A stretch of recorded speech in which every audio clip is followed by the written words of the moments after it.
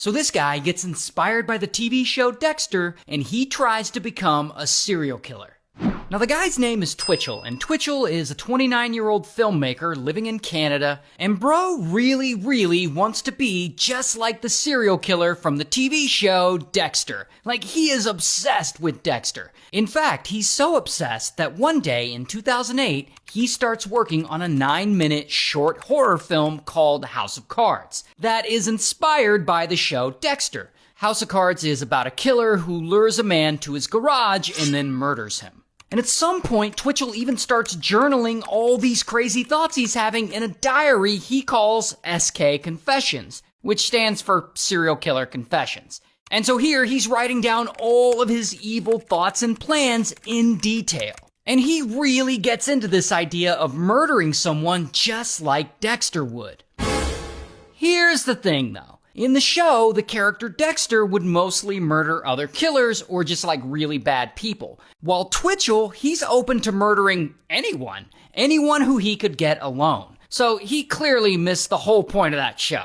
Anyway, so Twitchell gets on the dating site Plenty of Fish, and he starts catfishing guys pretending to be a woman, like using a fake name and fake pictures, because he's trying to pick up guys so that he can lure them back to his garage and murder them, which just happens to be the exact plot of the short film he made, House of Cards. So he's on Plenty of Fish, and eventually, bam, he meets a guy. We'll call him G. And G, of course, thinks he's talking to a woman. And so they start chatting and they hit it off, and G thinks this fake woman is fine, and Twitchell invites him over to hang out in his detached garage, which, yeah, sounds shady to me, but I guess G really wants to smash. And so G shows up to the garage, and Twitchell is there hiding, waiting for him inside, wearing an old school hockey mask like a weirdo. And the door is open, so G goes inside and he looks around, and suddenly, pow, pow, Twitchell starts punching him from behind. Then, he zaps him with a stun gun. Then Twitchell pulls out a pistol and he points it at him and he orders him to lay down on the ground. Then he puts tape over G's mouth and he tries to handcuff him.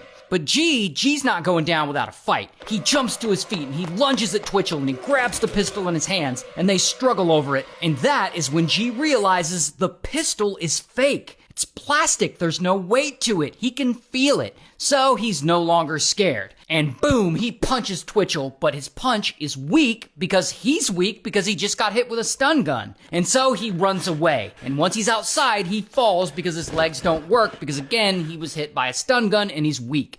So now he's crawling away and he crawls toward the street. And he crawls toward this couple passing by, walking their dog. And so G is like, help, there's this dude trying to kill me. And then Twitchell comes outside in his hockey mask, looking all suspicious as hell. And he sees these people and he's trying to play it off like, oh, we're just playing a game, goofing around.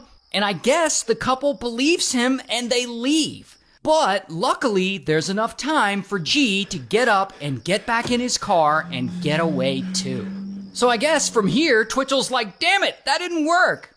But he's not done yet. And so, of course, he writes this whole experience down in his diary, SK Confessions. Now, lucky for Twitchell, G doesn't go to the police. I'm not actually sure why. I read that he was too freaked out and he thinks that, if he does that, Twitchell might find him and finish the job. I also read that he was embarrassed by the whole ordeal. I'm not sure why he would be embarrassed, but either way, he doesn't report it to police. And so Twitchell doesn't get in trouble, and this emboldens him to try again. But this time, he's not gonna fail.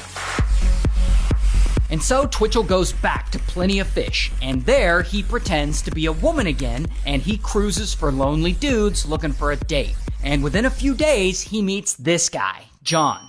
Now, John obviously believes that Twitchell's a woman, and he's immediately interested. And they start talking about meeting up. And Twitchell is like, come over, let's hang out in my garage. Now, John must think something is up. He's smart enough to know that meeting up in a detached garage, it sounds a bit shady. So before he goes there, he emails a friend. And he says he's meeting up with a woman from a dating site, and he gives that friend the address just in case he goes missing.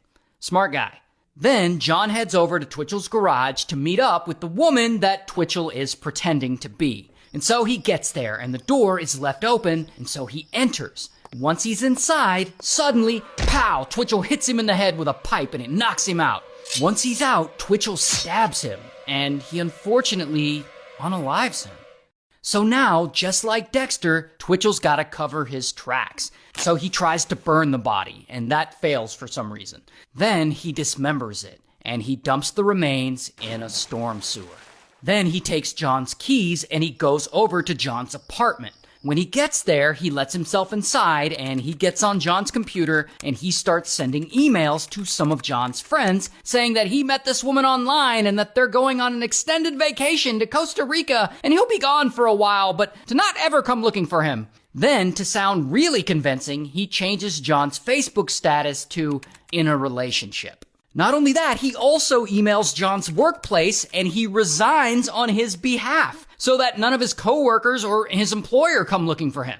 Now, John's friends, they're not dumb. They know John. They know that him randomly leaving town with some hoochie he just met and going to Costa Rica is way out of character for him. He would never do that. Plus, the email he supposedly sent isn't worded the way John would word things. Something is off. So his friends are calling him, but he's not answering. Then some of them meet up and go over to his apartment, and they somehow break in and they look around, but they don't find anything necessarily wrong. His keys are gone, his car's gone, his wallet's gone, but all of that seems normal if you were to go on an extended vacation. Except they find his passport. How can you go to Costa Rica without a passport? So the friends keep calling him, but of course John never answers. And they know something's not right, and so they go to the police. And the police are like, I don't know, maybe your friend really did go to Costa Rica. But then, the friend that John had emailed about his date finally sees that message. I guess he hadn't checked his messages in a while.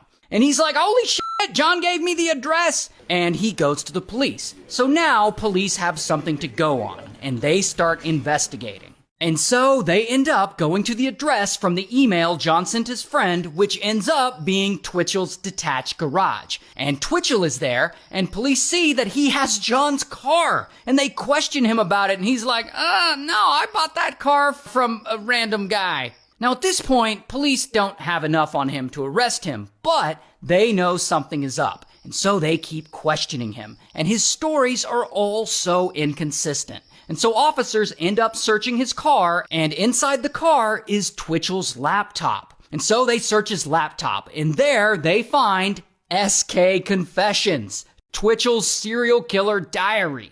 And in it, he has laid out his whole crime in detail. And so, bam, they arrest Twitchell. Here's his mugshot. And of course, he gets convicted, and he ultimately gets sentenced to life in prison.